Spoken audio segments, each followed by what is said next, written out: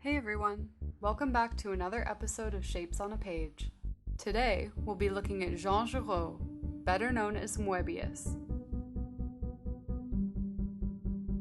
Although there are many interesting facets to Moebius's art, today we're going to cover the one aspect that makes it truly special, its lack of boundaries. In the comic book medium, you can express anything the mind can visually conceive. Of course, that's true with movies too, except many of the most imaginative movie moments can only be realized with a big-budget special effects team, stunt people, and CGI studios. Ideally, the comic book should be showing the same vast range of genres and themes that we see in film or literature.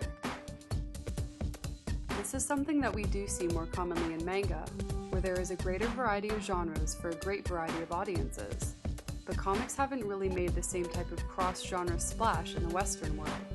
We really seem to be fixated on superhero stories in particular, but that's a topic for another day. Moebius was an artist who really took genre to the next level by crafting worlds and stories that were entirely in a universe of their own. Moebius didn't begin as Moebius though. He originally used his given name, Jean Giraud, and fleshed out his beautiful art style and storytelling with his work on the Western, Blueberry. Giraud used the Moebius pseudonym only when drawing science fiction. Perhaps he felt the need to become someone else in order for his art to go somewhere vastly different. As Moebius, he would tell stories that take our minds to a different place, beginning with something foreign outside of human experience, and then smashing it with something oddly familiar. This causes us as readers to step outside our minds and see ideas and concepts that weren't there before. This contrast of déjà vu and jamais vu results in a strangely euphoric catharsis. Moebius's art itself is characterized by very thin line work, which is toned inside with tiny dots, dashes, and curved lines.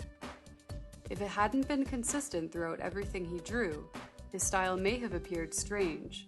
As it happens, however, he wove it into every detail of his art. Moebius also had a very cinematic art style.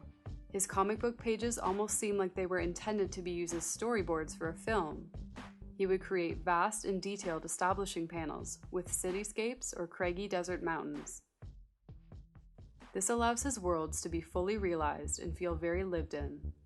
His characters are always very animated, and their actions are clearly represented in what they are doing. As his stories proceed, his characters usually build to actions of extreme intensity, which is shown in vividly expressive drawing. His style is minimalistic and yet deeply detailed at the same time.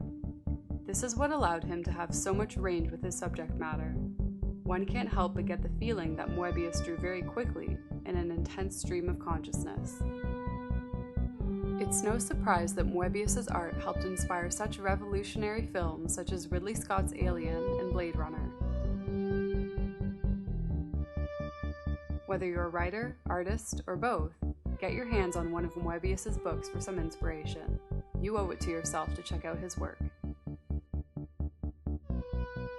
Thanks for watching Shapes on a Page. Make sure to check out our video on Akira Toriyama in the establishing panel if you haven't seen it yet. And if you're enjoying this content and you want to help support Shapes on a Page, please consider donating to our Patreon page. Thanks again for watching.